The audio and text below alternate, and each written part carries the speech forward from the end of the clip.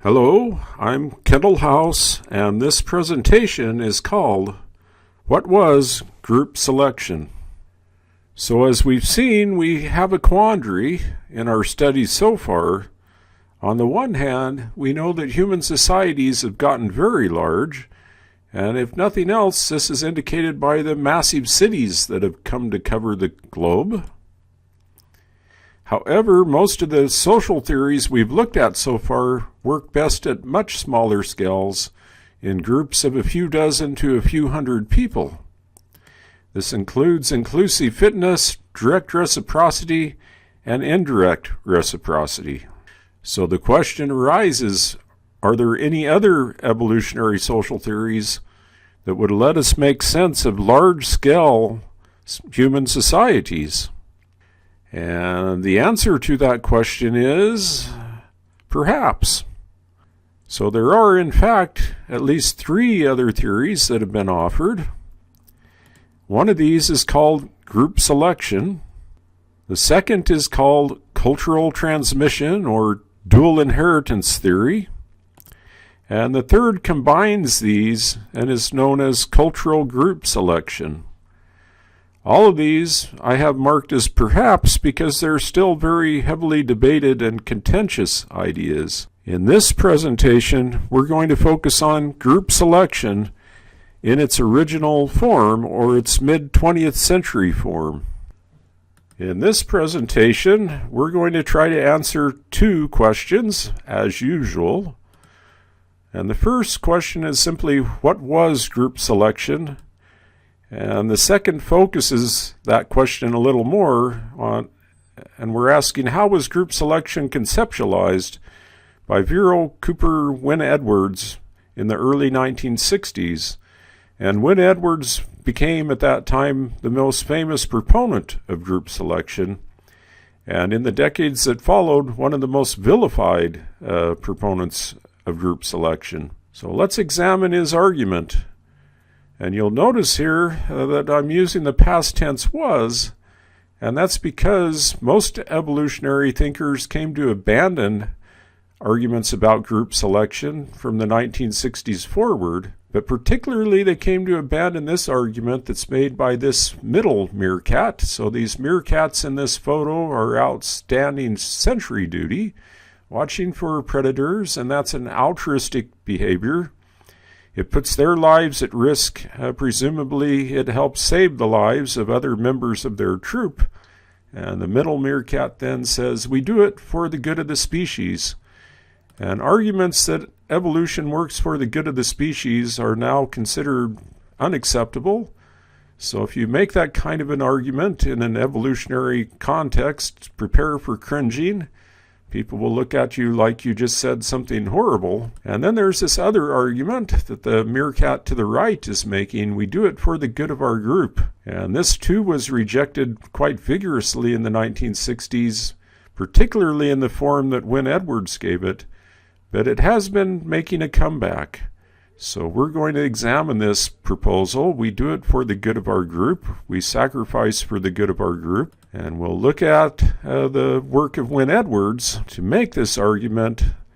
He published a massive book in 1962 called Animal Dispersion in Relation to Social Behavior. And this book then set out the case for group selection that other thinkers took aim at. So what was Wynne-Edwards' proposal? In a nutshell, the core of his argument was that animals have adapted through natural selection to control their own population densities. And he repeated this over and over in various essays up until he died in 1997. So the idea is what prevents overpopulation? And Wynne-Edwards' argument was that what prevents overpopulation is animals working to control their own population. And you'll notice the word density in this. But this boils down to the notion that animals behave in ways that are for the good of their group. This is particularly pertinent because, of course, reproductive success is related to offspring survival. So why would any individual animal be selected to reduce the number of offspring for the benefit of others? So let's follow out Wynne-Edwards' reasoning and give him the benefit of the doubt. He has some very interesting ideas, I think, actually. So his first observation was the significance of overexploitation of resources, which he saw as a big problem for human societies. And he noted, for example, that Europeans went out whaling in the 17th and 18th century and rapidly drove several species of whales to extinction. And he posed the question then, what prevents other species, other predators, from doing likewise? So if whales had been the main food source of human beings, we would have driven ourselves to extinction by destroying the whales. So his second question was, well, what then maintains ecological balance? Why, if living things are selfish individuals, why don't we see population growth and overconsumption of resources on a mutual basis, a war of all against all that leads to extinction of all? And Wynne-Edwards' argument was the only thing that could explain this is group selection. So what is group selection? Well, as Wynne-Edwards saw it, it was competition between groups that led to some groups going extinct and others surviving. And the thing that made the difference was whether or not groups were able to suppress internal individualism and get their members to work for the good of the group. So in Wynne-Edwards' definition, group selection is selection that works for the survival of the group as a whole, and in doing this it has to suppress individual interest. So one of two things has to happen. On the one hand, the group has to develop mechanisms that override the interest of individuals, that override their selfish behavior, and lead them to conform and to fulfill group needs. Or somehow individuals have to evolve altruistic behavioral tendencies themselves that lead them to voluntarily sacrifice their lives to benefit the group as a whole. And of course, now around the world, nations have national military cemeteries that honor individuals who've done just that. So there's a key distinction at the heart of this discussion, and that's individual interest and group interest. And Wynne-Edwards realized that these generally aren't the same thing. So his argument is that if selfish individuals are unrestrained, they'll push their groups to extinction. But if something evolves in a group that can constrain selfish individual motives, that will allow that group to survive and to outcompete against groups that have too many selfish individuals. And thus he argued that natural selection should work at the group level to favor group interest over individual interest. So Wynne-Edwards' concern was overpopulation, and a question he addressed at great length was, how do animals know when to stop reproducing? What's the mechanism that leads animals to reduce their fertility?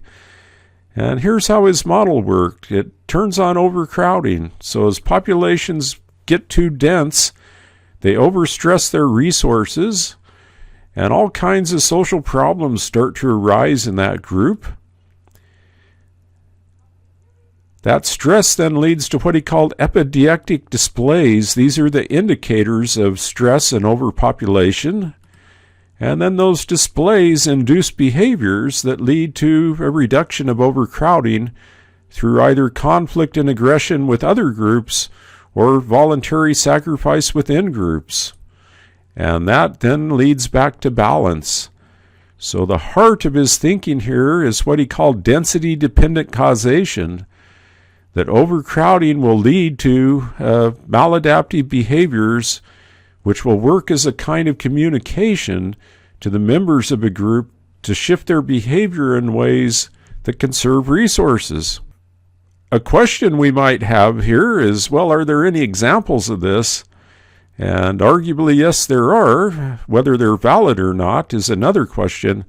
And we're going to approach some of those, some studies that anthropologists did using Wynne Edwards' work as their basis in the 1960s in the next presentation.